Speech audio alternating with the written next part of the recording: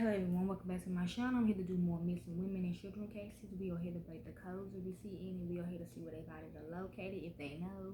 We also here to see if they are alive, deceased, body suited, or misidentity, or mistaken identity. Okay, y'all already should know who's involved: the white supremacists and the African Americans. Let's begin.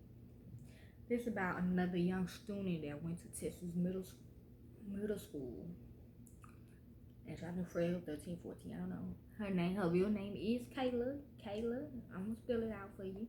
It is Kaelia minor, but her real name is Keely Lennon or something like that. She light skinned actually.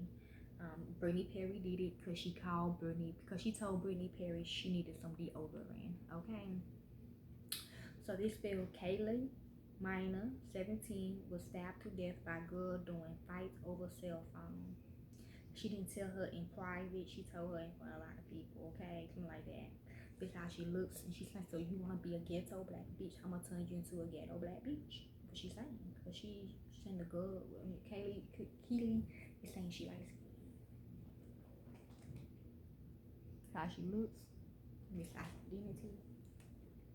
A fight between two teenagers in Washington, D.C. They are their own presidents, okay, and they group. Ended in death back in October 2016. It was then that a growing rift between 18-year-old Kaelia Jones and 17-year-old Kaylee Minor escalated after the girls ran into each other on public transportation. According to Kaelia, when she boarded a public bus, she saw that Keely was sitting in the back. Kaelia claims she wanted to avoid a confrontation, so she decided to take a seat near the front. But soon, Keely was walking towards her. They did fight. She said she fought for her life.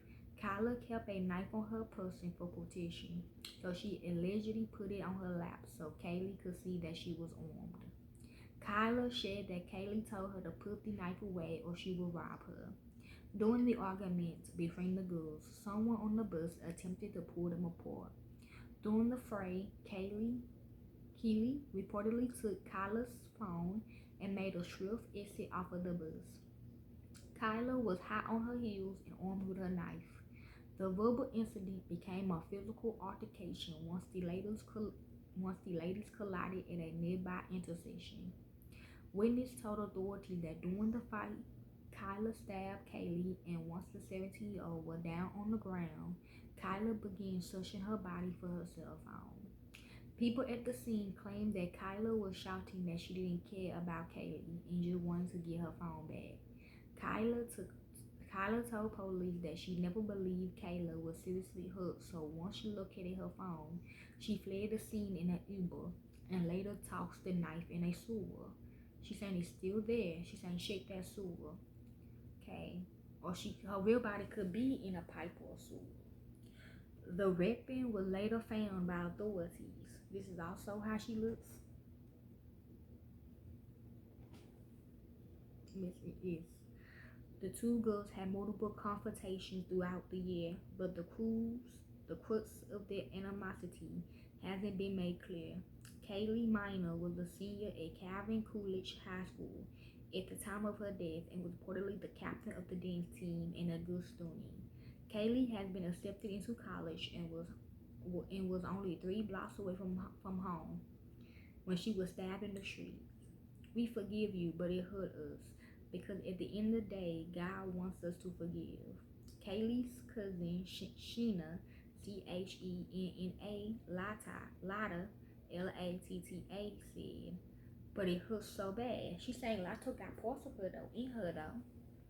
Prosecutors initially charged Kaelia with second-degree murder while armed, but later allowed the teen to take a plea to lesser charges of voluntary manslaughter in a court and carrying a dangerous weapon. In June 2017, NBC Washington reported that Kaelia was sentenced to 6 years in prison. It was a sentence that Kaylee's mistaken identity family vehemently disagreed with at the time. She was just taken too soon, said Dosia Proctor.